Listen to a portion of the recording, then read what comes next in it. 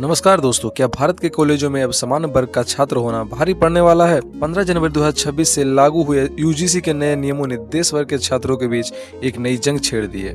Social media से लेकर campus तक सिर्फ एक ही सवाल गूंज रहा है, क्या ये नियम सच में समानताएं लाएंगे या फिर जनरल कैटेगरी के छात्रों के खिलाफ नए हथियार बनेंगे? आज के वीडियो में हम यूजीसी एक्ट 2026 की पूरी सच्चाई जानेंगे। चलिए शुरू करते हैं। यूजीसी ने उच्च शिक्षा संस्थानों में समानता को बढ़ावा देना विनियम 2026 लागू किया है।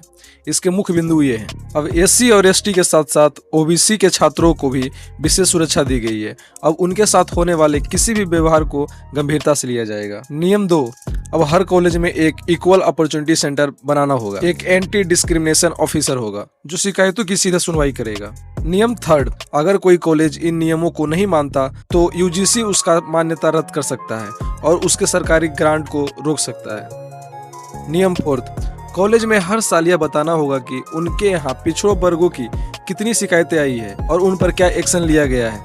तो ये रहे यूजीसी 2026 के नए नियम। अब मैं बात करता हूँ सरकार पर क्यों भड़के हैं स्वर्ण छात्र।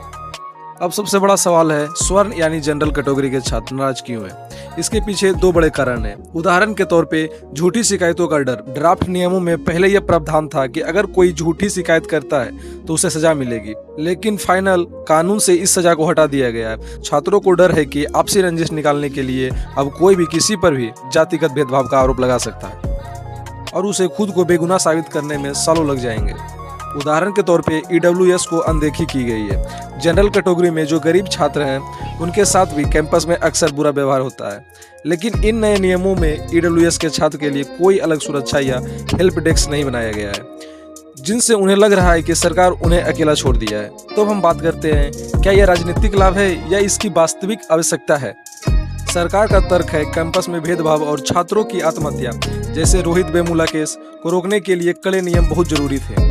आलोचकों का तर्क है क्योंकि 2026 का चुनाव पास है, इसलिए एक विशेष वोट बैंक को खुश करने के लिए ये नियम लाए गए हैं, जिससे समाज में और ज्यादा जातियों के बीच दरार पैदा होगी। अंत में मैं यही कहना चाहूंगा निष्कर्ष के तौर पे कि भेदभाव किसी के साथ भी वो गलत है, लेकिन कानून ऐसा होना चाहिए जो सबके लिए बराबर हो। क्या आपको लगता है कि यूजीसी को झूठी शिकायत पर सजा का नियम वापस लाना चाहिए? क्या जनरल कैटेगरी के छात्रों के लिए भी अलग सुरक्षा सेल होना चाहिए?